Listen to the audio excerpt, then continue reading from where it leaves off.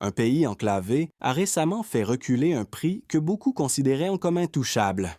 Dans les zones rurales, le riz se vend désormais moins cher, alors que dans les villes, les prix restent élevés, créant un contraste troublant qui remet en cause les mécanismes habituels du marché.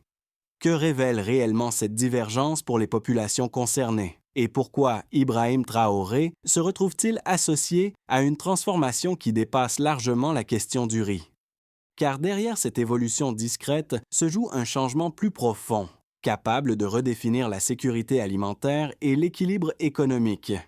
Cette analyse ne cherche pas à provoquer par l'émotion, mais à éclairer des mécanismes que beaucoup mentionnent sans jamais les relier entre eux.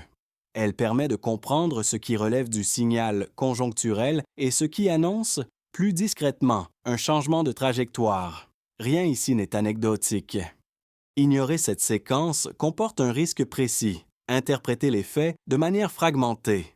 Une baisse observée à un endroit peut sembler marginale, une contradiction entre zones rurales et urbaines paraître temporaire, et une évolution économique être réduite à une simple fluctuation de marché. Sans mise en perspective, ces lectures partielles entretiennent des diagnostics erronés et des attentes mal calibrées.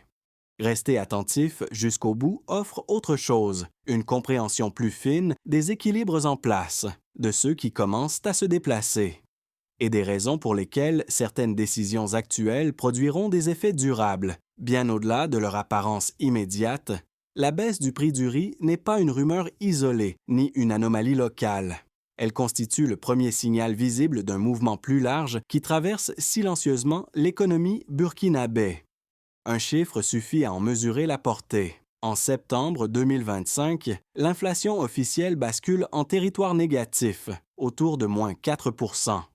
Avec une contraction encore plus marquée sur les produits alimentaires, pour un pays habitué à une pression constante sur les prix, ce renversement est rare et significatif.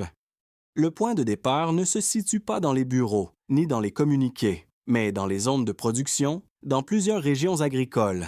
Les rendements augmentent nettement, les sacs s'accumulent au point de collecte. Les volumes disponibles dépassent les besoins immédiats et les producteurs accélèrent les ventes. Cette abondance relative pousse les prix à la baisse à la sortie des champs, indépendamment de toute décision politique annoncée. La situation devient plus complexe lorsqu'elle atteint les centres urbains. Les marchés des grandes villes continuent d'afficher des prix élevés, alimentant un sentiment de contradiction. Cette inertie s'explique par des stocks achetés à coût élevé, des frais de transport persistants et une prudence accrue des intermédiaires, marquée par des années de pénurie et de volatilité. C'est dans cet écart que se joue l'essentiel. Les agriculteurs réagissent à une offre renforcée, tandis que les marchés urbains restent ancrés dans une logique de risque. Les deux réalités coexistent sans se contredire, mais elles signalent un déplacement progressif du centre de gravité alimentaire. Dans ce contexte, Ibrahim Traoré apparaît moins comme l'initiateur immédiat de la baisse que comme le symbole d'une phase où la production locale commence à peser davantage que les importations dans l'équilibre national. Ce glissement, encore discret, prépare des effets qui dépassent largement la seule question du prix du riz. Cette lecture se veut crédible, capable de relier les signaux du terrain aux dynamiques institutionnelles. Ce rôle n'est pas celui d'un observateur extérieur, mais d'un pouvoir exécutif confronté à des contraintes immédiates de sécurité alimentaire, de stabilité sociale et de légitimité économique. Dans cette phase, la figure d'Ibrahim Traoré sert de repère analytique, non pas comme l'auteur direct de chaque variation de prix, mais comme le visage politique d'un moment où la production locale commence à reprendre du poids dans les arbitrages nationaux. Son discours public insiste sur l'autosuffisance, la transformation locale et la réduction de la dépendance, tandis que les effets concrets émergent d'abord dans les champs, puis dans les flux. Les premiers impacts apparaissent là où les tensions étaient les plus vives. Dans certaines zones rurales, la pression sur les ménages se relâche légèrement, non parce que la vie devient moins chère partout, mais parce que la peur d'une pénurie immédiate recule. Les producteurs, eux, font face à un dilemme nouveau, vendre vite à un prix plus bas ou stocker dans l'incertitude. Signe que l'équilibre s'est déplacé, Un second effet se manifeste au niveau administratif. Les autorités disposent d'une marge de manœuvre accrue face aux chocs externes, qu'il s'agisse des frontières, des devises ou des marchés internationaux. Cette marge reste fragile, mais elle modifie déjà la manière dont les risques sont évalués. À ce stade, rien n'est encore stabilisé. Mais un seuil a été franchi. La question alimentaire n'est plus seulement subie, elle commence à être gérée. Et cela change la lecture de tout ce qui suit. Tout commence sans annonce officielle. Pas de discours, pas de décret. Un simple mouvement au niveau des champs. Les producteurs constatent des rendements plus élevés que prévu. Les sacs s'accumulent, les volumes deviennent visibles. La première fissure apparaît lorsque vendre immédiatement devient plus rationnel que conserver. Puis la mécanique s'enclenche. Les prix à la sortie des exploitations fléchissent. L'information circule rapidement, de téléphone en téléphone, d'un marché rural à l'autre. Les acheteurs constatent la même chose dans plusieurs zones. Ce n'est plus un cas isolé, c'est un signal. La phase de déclenchement est courte, en quelques semaines. L'idée d'une rareté permanente se fissure. Les producteurs ne parlent plus de survie, mais d'écoulement. Les transporteurs multiplient les rotations. Les centres de collecte voient passer des volumes inhabituels. L'offre commence à peser sur les décisions. Vient ensuite la montée en tension. Les villes, elles, ne suivent pas. Les étals urbains affichent encore des prix élevés. Les ménages ne ressentent aucun soulagement immédiat. La contradiction s'installe. Dans les conversations, le doute grandit. Comment expliquer un riz moins cher à la campagne et toujours cher en ville? Les intermédiaires réagissent avec prudence. Ils écoulent des stocks achetés à des coûts plus élevés. Ils intègrent le carburant, le transport, le stockage. Ils se protègent contre un retournement qu'ils ont trop souvent connu. Chaque décision est ralentie par la mémoire des pénuries passées. Pendant ce temps, les indicateurs macroéconomiques basculent. L'inflation alimentaire recule fortement. Puis l'inflation globale passe en territoire négatif. Ce basculement ne résulte pas d'un effondrement de la demande. Les marchés restent actifs. Les ménages continuent d'acheter. La seule variable capable d'expliquer ce mouvement est l'offre. La pression monte d'un cran. Lorsque plusieurs céréales suivent la même trajectoire, la baisse ne peut plus être ignorée. Riz, maïs, mil, sorgho. Le phénomène s'étend. Ce n'est plus une correction ponctuelle, mais un effet de masse. Arrivent alors les premiers effets de résonance. Les producteurs s'inquiètent de leur marge. Les autorités surveillent le risque inverse. Trop d'abondance. Trop vite. Les acteurs privés hésitent à investir sans visibilité sur la suite. La baisse des prix, bénéfique à court terme, soulève de nouvelles fragilités. La phase de rémanence s'installe. Les marchés urbains commencent lentement à intégrer le changement. Sans rupture brutale, la peur de manquer recule, mais la stabilité n'est pas encore acquise. Les tensions se déplacent au lieu de disparaître. À ce stade, le mouvement a laissé des traces durables. Il a brisé l'idée d'un système figé. Il a montré que l'équilibre pouvait se déplacer sans crise ouverte et il a ouvert une séquence où chaque acteur, du producteur à l'État, doit désormais composer avec une réalité nouvelle, avant d'aligner des chiffres. Un point doit être clarifié. Les évolutions observées ne relèvent ni d'un choc artificiel ni d'un effondrement de la demande. Les marchés restent actifs, les flux commerciaux continuent, et la consommation alimentaire ne s'est pas contractée. Si les prix reculent, c'est parce qu'une force précise agit sur le système. Le premier indicateur concerne l'ampleur du phénomène. En septembre 2025, les données officielles font apparaître une inflation globale proche de moins 4%. Ce chiffre signifie que, sur un an, le niveau général des prix est inférieur à celui de l'année précédente, une situation rare dans l'histoire économique récente du pays. Le deuxième indicateur précise la nature du choc. L'inflation alimentaire chute encore davantage, autour de moins 5%, autrement dit. Ce sont les produits essentiels du panier quotidien qui tirent l'ensemble vers le bas, et non des biens marginaux ou exceptionnels. Le troisième indicateur concerne la production. La campagne agricole 2025 à 2026 marque une rupture nette. La production céréalière totale progresse d'environ 18 atteignant plus de 7 millions de tonnes. Une telle hausse ne peut être absorbée discrètement par les circuits existants. Elle s'impose mécaniquement au prix. Le riz joue un rôle central dans cette dynamique. Selon les régions, la production progresse de quelques pourcents jusqu'à près d'un quart par rapport à l'année précédente. Cette dispersion explique pourquoi certains bassins ressentent la pression plus vite que d'autres. Mais la tendance générale reste orientée à la hausse. Ces volumes supplémentaires créent un effet de saturation à la sortie des exploitations, lorsque plusieurs producteurs arrivent simultanément sur le marché avec des excédents. La concurrence ne porte plus sur l'accès à l'offre, mais sur la vitesse de vente. Les prix s'ajustent alors vers le bas, non par choix politique, mais par contrainte économique. Un dernier chiffre éclaire la temporalité. Les projections indiquent un retour progressif de l'inflation en territoire positif dans les mois suivants. Autour de 2 à 3 cela confirme que la baisse actuelle n'annonce pas une déflation durable, mais un relâchement temporaire provoqué par un choc d'offres. Pris ensemble, ces indicateurs dessinent une conclusion claire. La baisse des prix observés n'est ni un mirage ni un accident. Elle correspond à un moment précis où la production locale pèse suffisamment pour infléchir l'ensemble du système.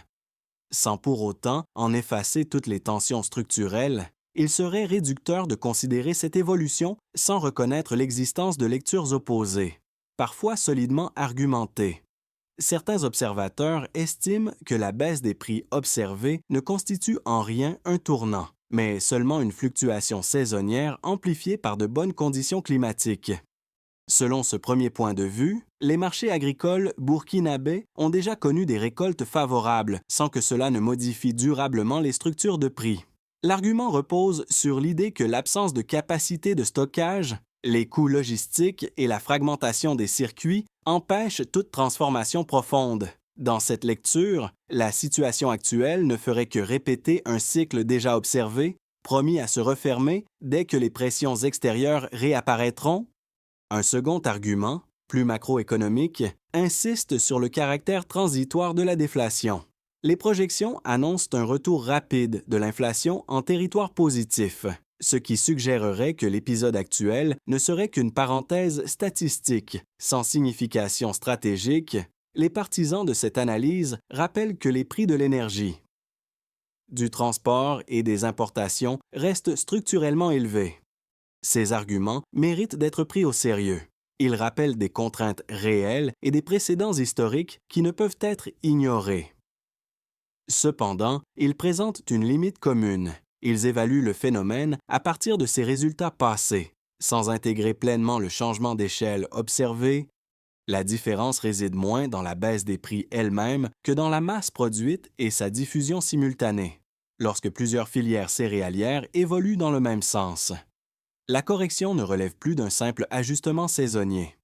Elle modifie les rapports de force entre producteurs, intermédiaires et autorités publiques. Ainsi, sans nier les fragilités persistantes, la lecture strictement conjoncturelle apparaît incomplète. Ce qui se joue ici n'est pas la promesse d'une stabilité définitive, mais l'émergence d'une capacité nouvelle à amortir les chocs, là où le système se montrait auparavant vulnérable. Tout change à cet instant précis. Ce qui semblait n'être qu'un ajustement de prix révèle une bascule plus profonde dans la manière dont l'alimentation structure le pouvoir économique. Le cœur du changement n'est pas la baisse ponctuelle, mais la capacité nouvellement visible à produire suffisamment pour desserrer l'étau de la dépendance. À partir de là, la lecture évolue. La question n'est plus de savoir quand les prix urbains s'ajusteront, mais ce que cette abondance relative permet pour la suite. Une production locale renforcée n'annule pas les contraintes logistiques ni les coûts importés, mais elle modifie l'ordre des priorités et le rapport au risque.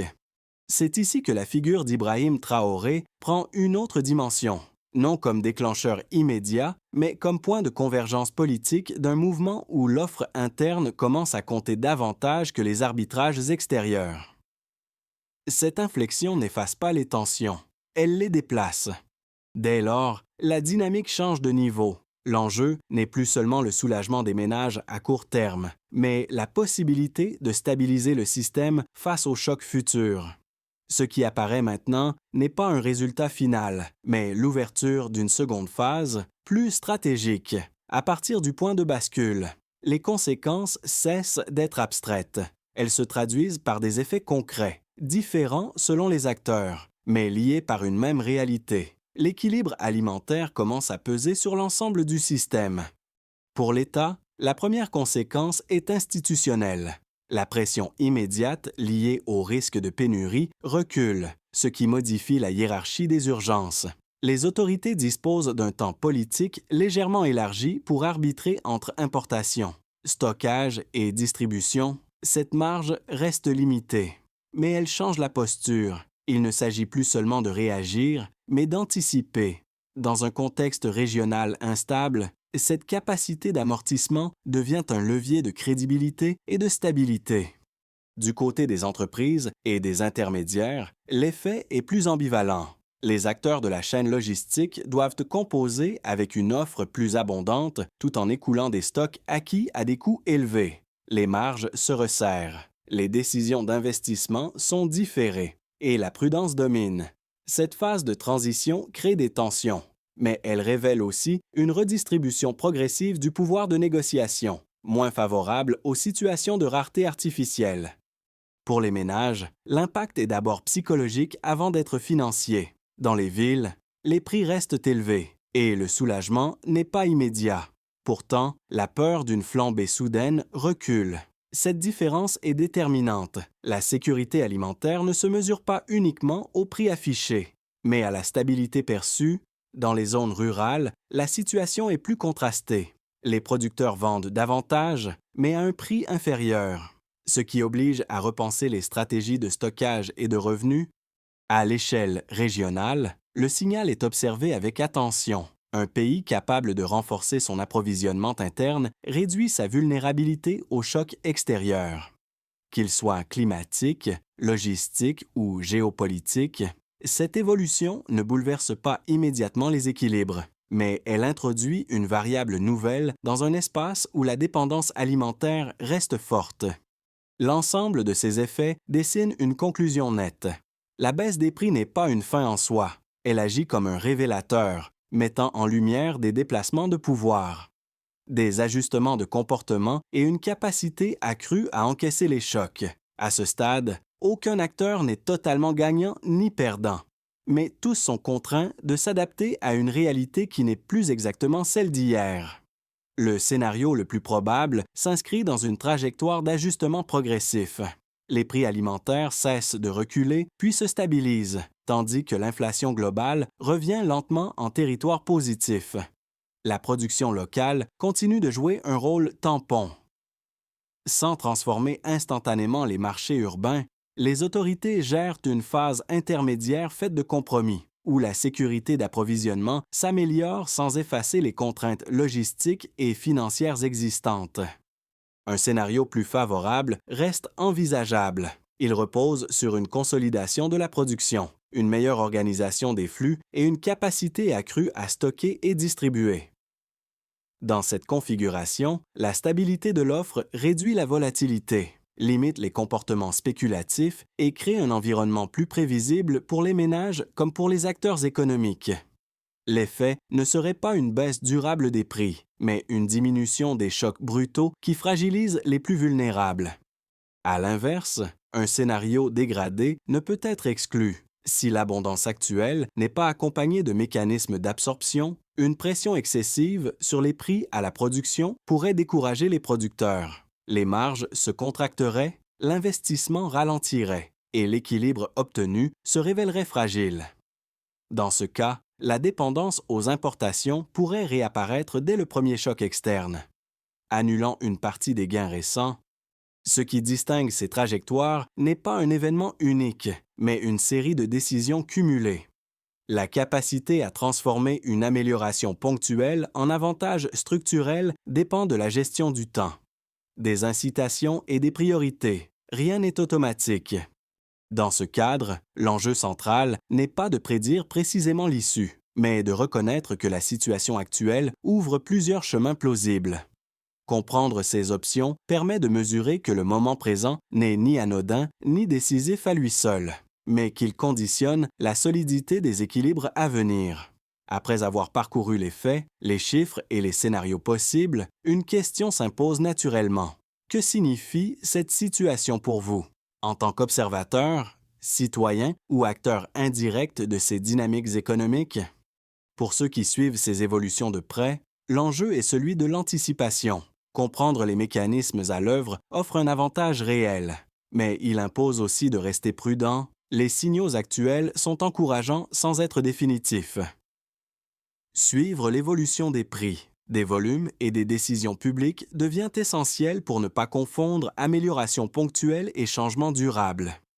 Pour ceux qui se sentent concernés de manière plus indirecte, l'impact passe par la stabilité, même sans lien direct avec l'agriculture. Les variations des prix alimentaires influencent le pouvoir d'achat, les priorités budgétaires et le climat social. Une période de moindre tension réduit l'incertitude, mais elle n'élimine pas le besoin de vigilance. Ajuster ses attentes et comprendre les limites du moment présent permet d'éviter les déceptions futures. Enfin, pour ceux qui pensent que ces questions ne les concernent pas, le risque est ailleurs. L'alimentation structure des équilibres plus larges qu'il n'y paraît. Ignorer ces signaux revient souvent à les découvrir trop tard. Lorsque les effets deviennent contraignants, sans devenir expert, saisir les grandes lignes du mouvement en cours est une forme de protection intellectuelle. Quelle que soit votre position, une constante demeure. Comprendre ce qui se joue aujourd'hui permet de ne pas subir passivement les évolutions de demain. L'information n'impose pas une conclusion unique, mais elle offre une capacité précieuse, celle de rester acteur de sa lecture du monde. Plutôt que simple spectateur, à ce stade, parler de solutions n'a de sens que si elle dépasse les déclarations générales. L'enjeu n'est pas de célébrer une amélioration ponctuelle, mais de transformer une fenêtre favorable en capacité durable. Cela suppose des choix clairs, des priorités assumées et des critères d'évaluation lisibles. Au niveau des autorités publiques, la première étape consiste à consolider l'offre existante. Il s'agit de sécuriser les volumes produits, d'améliorer les dispositifs de stockage et de réduire les pertes post-récolte. Le succès ne se mesure pas par un prix exceptionnellement bas, mais par la capacité à éviter les ruptures et les flambées soudaines lors des chocs externes. Le temps joue ici un rôle central. Chaque campagne supplémentaire stabilisée renforce la crédibilité du système. Pour les acteurs économiques et les intermédiaires, l'adaptation passe par l'organisation des flux. Une offre plus abondante exige des circuits plus fluides, capables d'absorber les volumes sans créer de goulot d'étranglement. Investir dans le transport, la conservation et la transparence des prix permet de réduire les comportements défensifs et de limiter les distorsions entre zones rurales et urbaines. L'indicateur clé reste la régularité, plus que la baisse ponctuelle. Enfin, au niveau des ménages et des communautés, l'enjeu est celui de la résilience. Accéder à une information fiable, ajuster les pratiques de stockage domestique et comprendre les cycles de prix contribuent à réduire la vulnérabilité. Ces actions sont modestes individuellement, mais cumulées, elles renforcent la stabilité sociale. La cohérence entre ces niveaux constitue le point décisif. Sans coordination, les gains restent fragiles, avec une mise en œuvre progressive et mesurable. L'amélioration actuelle peut devenir un socle plutôt qu'une parenthèse. Le fil de cette histoire ramène à une image déjà évoquée plus tôt, celle des champs où les sacs s'accumulent. Silencieusement, avant que les chiffres n'apparaissent dans les rapports.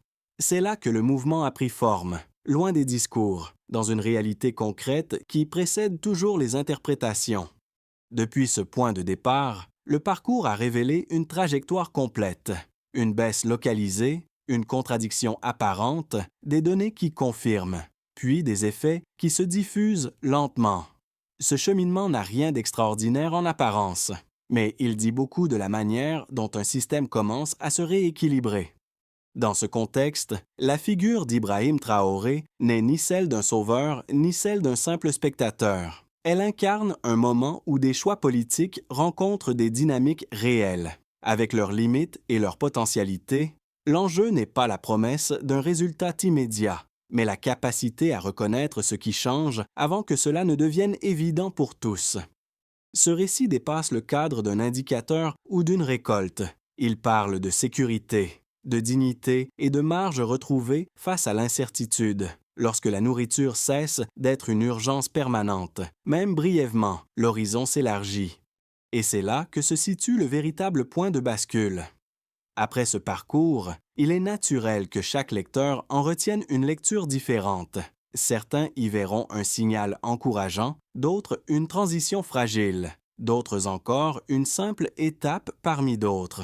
Ces interprétations ne s'excluent pas, elles reflètent la complexité du moment. Si cette analyse vous a paru utile, c'est peut-être parce qu'elle éclaire des mécanismes souvent évoqués séparément, mais rarement mis en relation. Partager ce regard permettrait à d'autres de disposer, eux aussi, de repères plus clairs pour comprendre ce qui se joue au-delà des titres et des réactions immédiates. La discussion reste ouverte.